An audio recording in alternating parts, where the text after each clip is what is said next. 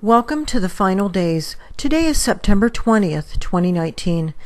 Today we will be viewing striped and heavily cratered celestial objects rolling across the sky and several other sky and space anomalies not mentioned in mainstream news. The purpose of this channel is to show the viewers that we are living in the very last days according to the Holy Bible, and to explain why this is very good news and cause for celebration. Explain later in this video. The unedited images in this video were obtained this month from the Federal Aviation Weather Cameras in Alaska. Each image is 10 minutes apart from the next, forming a time-lapse video when strung together, such as the one playing now from the south-facing weather camera in Sitka, Alaska.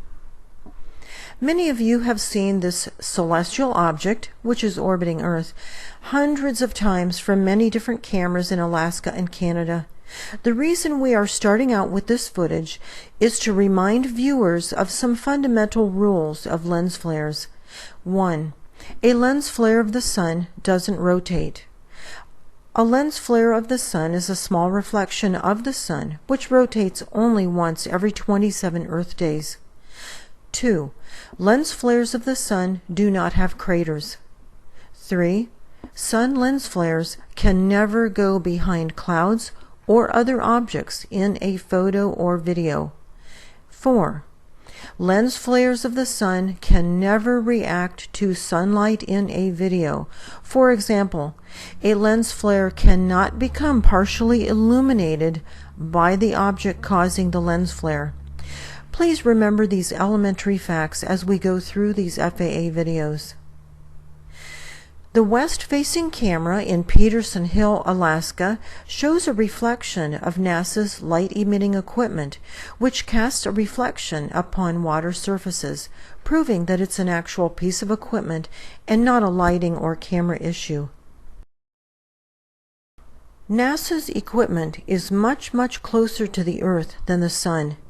This is why the sun often appears to cast two different reflections in the water, such as seen on the east-facing camera at Taku Inlet, Alaska. This equipment is capable of producing a circular glare, thousands of miles in diameter. However, whenever it passes behind a narrow object, such as this thin flagpole, it completely disappears. Our real sun could never disappear behind a thin flagpole. To find out where the real sun went, please watch our March 23rd video. Around 11 o'clock p.m. local time, the south-facing camera in Gamble, Alaska, captured a large, highly textured celestial orb for just one frame. I checked the next night, but it wasn't there. Jesus is describing the last days in the Bible's book of Luke, chapter 21, verse 25, when he clearly tells us that we will see these signs in the sky when the end is near. Another south-facing camera captured this same celestial object in the nighttime sky the same night. This one was taken by the south-facing camera in Wasilla, Alaska. Some of you have seen this celestial object in older footage captured by the southeast-facing camera in Yukon River Bridge. In just a minute, we are going to see a size and time comparison. We did this last month, so that we can know how much closer this object is than in previous weeks. Those of you who've been watching this channel know that we've been watching this large, fast-rotating celestial object at Yukon River Bridge for many weeks. Remember the lens flare rules that we covered earlier. A sun lens flare cannot rotate, does not have craters, cannot go behind clouds, and cannot react to the light source by becoming partially illuminated or shaded. Please remember to click on the thumbs up below so that this video becomes more available to those in need of this information.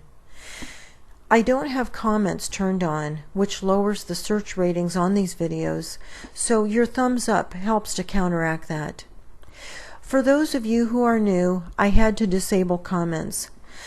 Last year, when I allowed comments under the channel name Universal News Media, call centers were actually hired to leave thousands of profane, negative comments in order to discredit the channel, thanks to your tax dollars. I successfully blocked them all, but spent endless hours doing so. I was warned to stop, but I didn't. I was banned from the FAA weather cameras, they thought. My phone was tapped. Another woman doing this same thing received death threats to her family, so she stopped. I don't have a family, so they can't use that threat. And finally, I was paid a very hostile visit. I quit the channel in June 2018. That winter, a man stood up front during a special evening church service that I was attending, and he said, "God has a message for someone here. He's got your back. Whoever this message is for, you know who you are.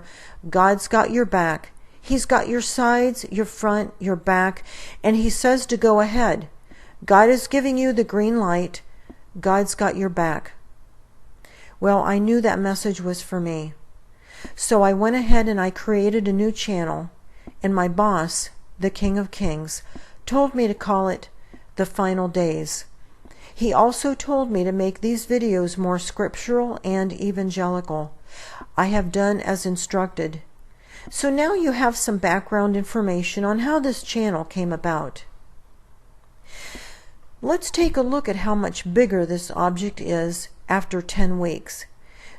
Using the same exact weather camera at approximately the same time of day, 10 weeks apart. Using screen pixels, the images taken on September 8th are about 14% larger after 10 weeks.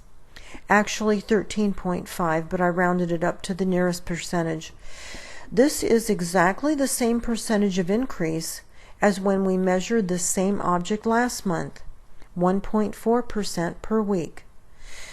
The fact that this object appears in the same location on the same camera each day indicates that either it is directly headed toward us or we are headed toward it as we travel around the sun.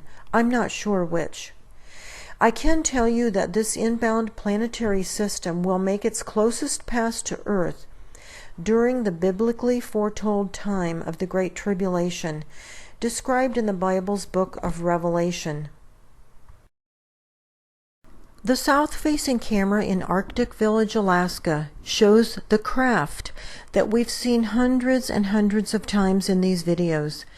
The craft tows some very, very large equipment that acts somewhat like an umbrella so that NASA's manufactured light doesn't illuminate these celestial objects, causing them to be more visible. In some of these images, we can see both the craft and the top edge of the equipment that the craft is towing. Notice that the craft and the equipment move in the same direction at exactly the same time in synchronization, maintaining the same distance apart in each frame. The path of the craft is marked with red arrows. And just so you know, these aren't lens flares. These objects are behind clouds in some of the frames.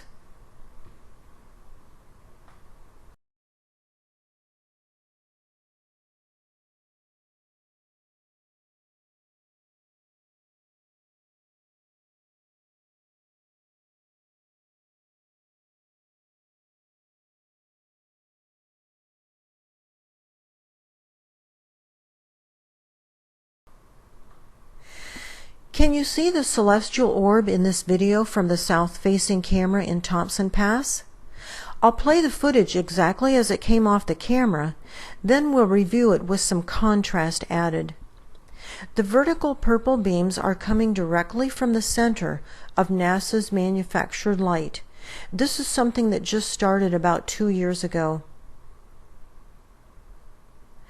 A red arrow marks the craft that is towing the equipment to help conceal the celestial object in these images. It goes behind the clouds for a few frames, but then it reappears around 2:00 p.m. local time. Untold trillions have been spent on the technology to hide this incoming system.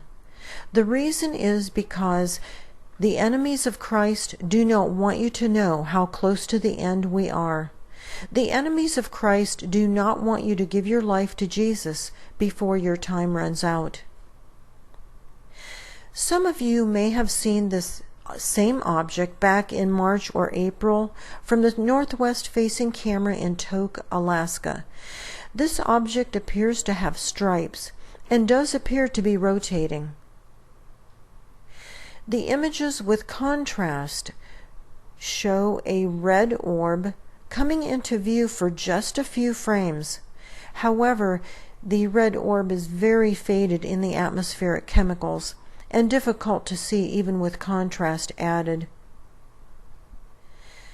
Something very interesting showed up on the south-facing camera in Skagway, Alaska.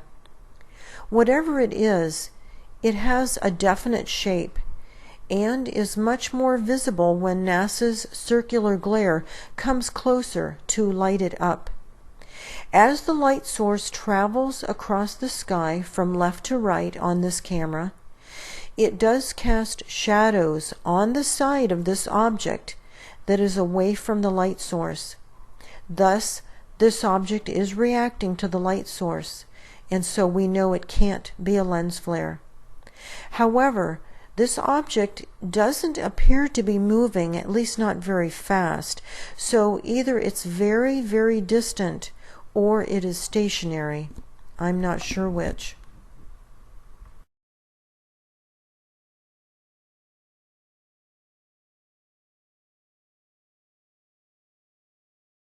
The southwest-facing camera in Nikiski, Alaska, captured a very interesting celestial orb that appears to be striped and also moving as we go through this video footage.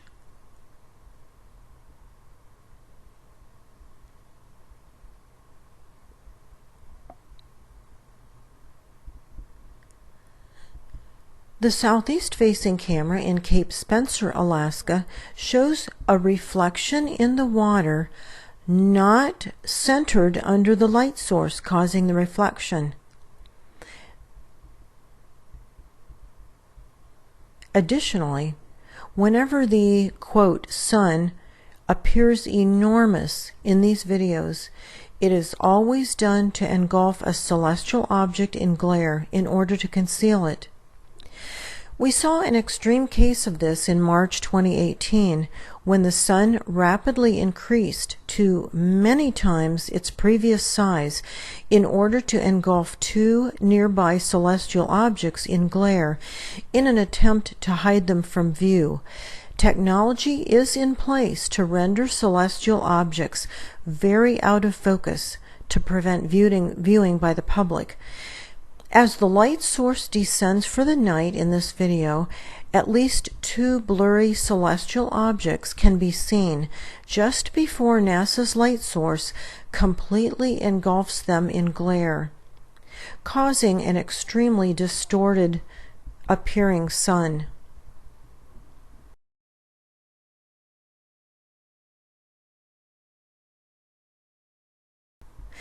The southeast-facing camera in Chilkat, Alaska, shows a celestial object very faded in the atmospheric chemicals, nearly impossible to see. We'll go through the footage as it came off the camera, and then we will see it again with some contrast added. I've mentioned before that if I only use the contrast where needed, it works much better to bring out the details of these celestial objects. In some of these images, the celestial object is behind the clouds, thus we know it can't be a lens flare. Dr. Albers, an astrophysicist with a YouTube channel, says that these objects are stellar cores, which are burned out stars, and that there are many, many of them out there. Dr. Albers says that these stellar cores siphon energy from our sun as they pass by it.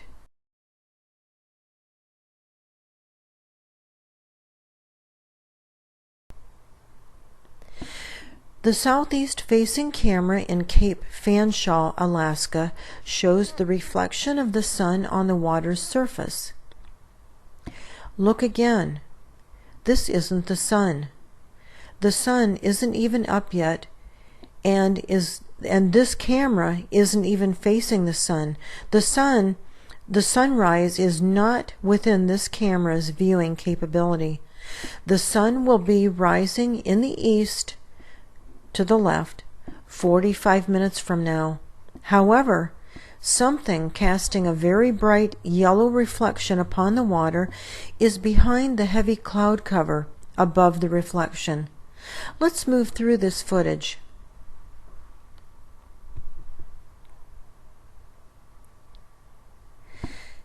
Exactly 3 hours later, here comes the sun. It's well up in the sky because it rose not within this camera's viewing capability, but to the east. This is just another sign that we are living in the very last days. The imminent approach of this planetary system is actually good news and cause for celebration, because Jesus has promised to remove his faithful followers from earth before God's wrath is unleashed upon the earth. This is commonly called the rapture, which will take place quickly and quietly. The New King James Version of Luke chapter 21 verse 36 reads, "Watch therefore and pray always that you may be counted worthy to escape all these things that will come to pass." Jesus is referring to God's wrath. He is saying that those who are counted worthy will escape all of God's wrath, which will occur during the Great Tribulation. The Bible repeatedly promises that faithful followers of Jesus are not appointed to God's wrath. To be counted worthy, we must be living in holiness. A link in the description box below discusses what holiness is and how to achieve it. The reason that your eternal soul has been sent into this fallen world is so that you can choose to love Christ out of your own free will and live according to that love. This is the only reason we are here in these temporary flesh bodies. These next few screens will tell you how to accept Christ into your life. Simply pause the screens if you need more time to read the text.